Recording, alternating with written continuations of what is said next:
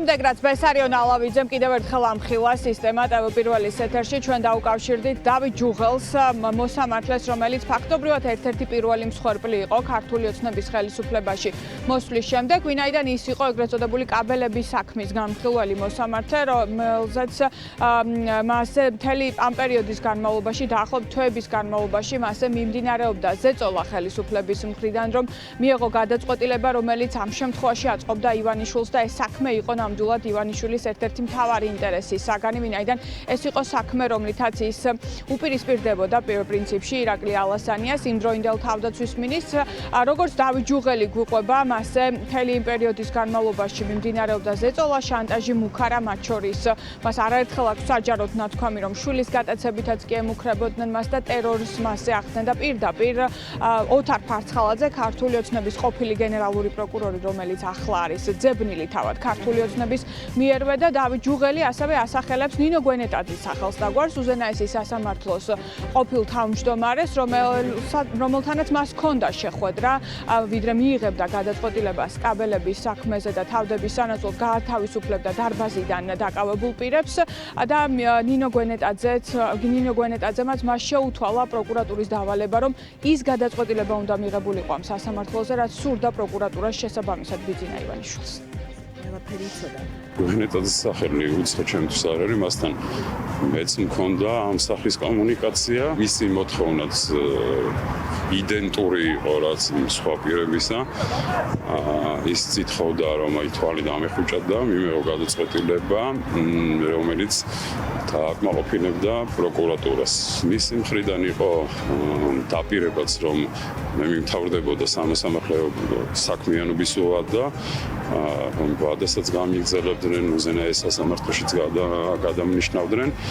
საბოლოო ჯამში, როდესაც ვერ შევთანხმდით, თავნაც იყო და მოთხოვნა დამეწერა განცხადება და წავსულიყავი სასამართლოდან, სისტემიდან, იმ შემთხვევაში თუ ეს გადაწყვეტილება მიღებული არ იქნებოდა. სისტემას დღეს უნდა იცნობდეთ, ეს თუ ხდებოდა რამდენიმე წლის უკან, აი მსგავსი მეთოდებით შესაბამისი გადაწყვეტილების მიღების იძულება, დღეს ეს საჭირო აღარ არის, აი მსგავსი მეთოდით მოსამართლეზე ზეგავლენა.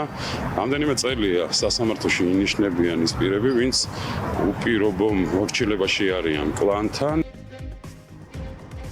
ნინო გვენეტაძის სახელი და გვარი ბესარიონ ალავიძემაც არაერთხელ ახსენა და მოყვა რომ უზენაესის სასამართლოს თავმჯდომარეობის დროს ნინო გვენეტაძე გარკვეულ უკმაყოფილებას გამოთქვამდა როგორც ბესარიონ ალავიძესთან, ასევე რამდენიმე სხვა მოსამართლესთან, რომ ისინი არასრულებდნენ დავალებებს, რაშიც სასამართლოში ფული იყო გადახდილი. ეს კი პირდაპირ არის სავარაუდო კორუფციულ დანაშაულზე მიინიშნება. ასევე ბესარიონ ალავიძე საუბრობს სხვა ძალიან მძიმე არაერთი სისხლის სამართლის სავარაუდო დანაშაულზე, მათ შორის ადამიანის სიცოცხლის მოსპობის მუქარაზე სხვადასხვა სამოხელეო დანაშაულზე, რაზეც ამ დრომდე საგამოძიებო უწყება დუმს, პროკურატურას ამ დრომდე არაფერი უთქვამს, აი მათ არ დაუწყიათ შესაბამისად გამოძიება, მიუხედავად იმისა, რომ იურისტების ჯგუფმა მაშინვე მიმართა საგამოძიებო უწყებას, როგორც კი ბესარიონ ალავიძის სკანდალური ვიდეო ჩანაწერი გავრცელდა.